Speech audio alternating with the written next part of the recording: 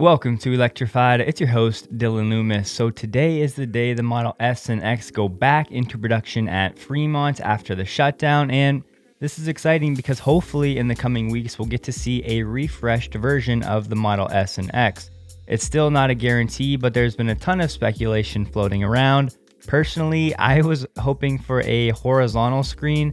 Maybe it's just because I'm more of a Model 3, Model Y kind of guy, but I think we can all agree some type of interior, exterior update refresh would be needed for these vehicles. Next up, Tesla is expanding Giga Shanghai and is looking to add a design director to its team there for the newest Tesla model. But before we get all crazy, the original land lease agreement laid out that to the eastern side of the Gigafactory was also where a second Donghai bridge would be constructed. So there's a chance that this air quote expansion is going to be a low level one, or it's meant for more outbound logistics and parking. But we do know that Reuters reported Tesla is searching for a design director in China, part of their efforts to open a full function design studio in Shanghai or Beijing. And this is where they'll design electric cars tailored to the Chinese customer taste, according to 3 people with knowledge of the matter. But it gets a bit more interesting as they continued by saying they are looking for bicultural candidates with 20 or more years of experience who are familiar with Chinese tastes and can bridge the gap between China and the US.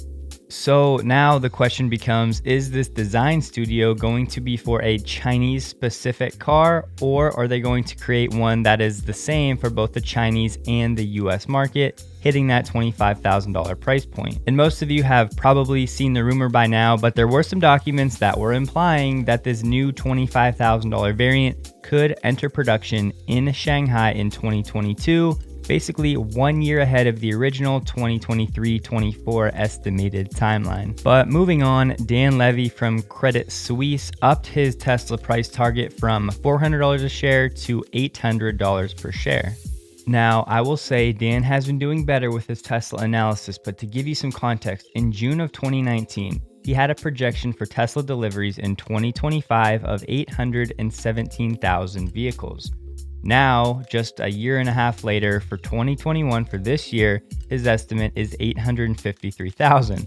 So of course, you can change your projections as new information comes out, but he was very far off just a year and a half ago, so always take these with a grain of salt.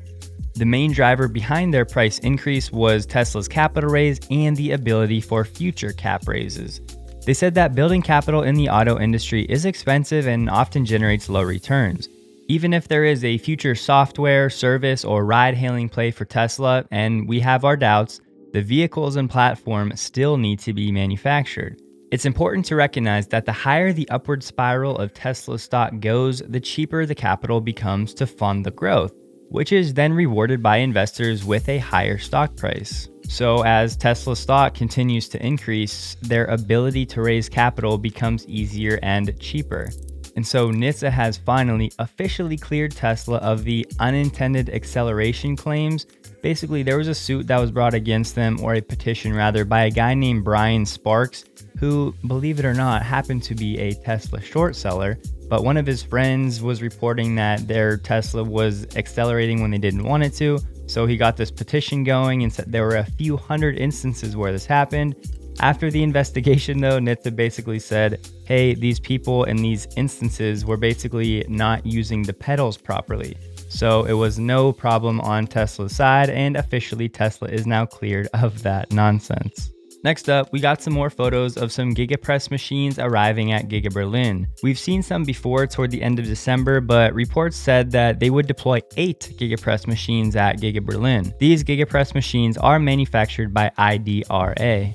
There were some questions about why Tesla would need 8 GigaPress machines at Giga Berlin. It's a fair question, but I would tell you one thing. While we don't know for sure if Tesla plans to produce upwards of 1 million vehicles per year, they're going to need more than 1 GigaPress machine at Giga Berlin. But along these same lines, we finally got some real pictures of the new single-piece Giga Castings, so here you go.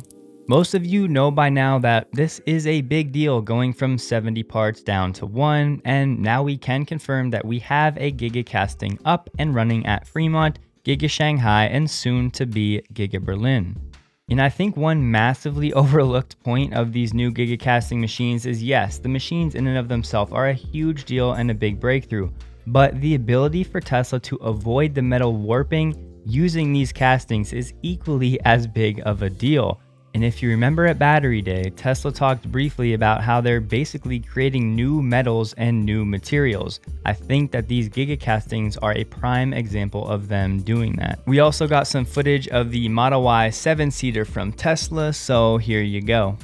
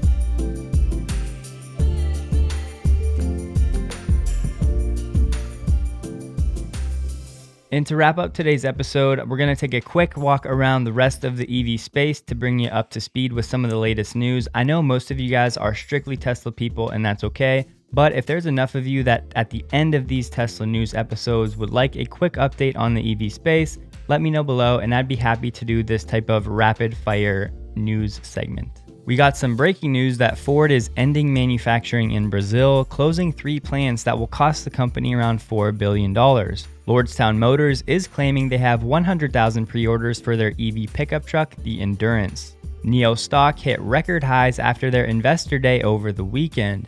On Saturday, it unveiled its ET7 luxury sedan and a partnership with chipmaker NVIDIA in an attempt to push forward their self-driving capability.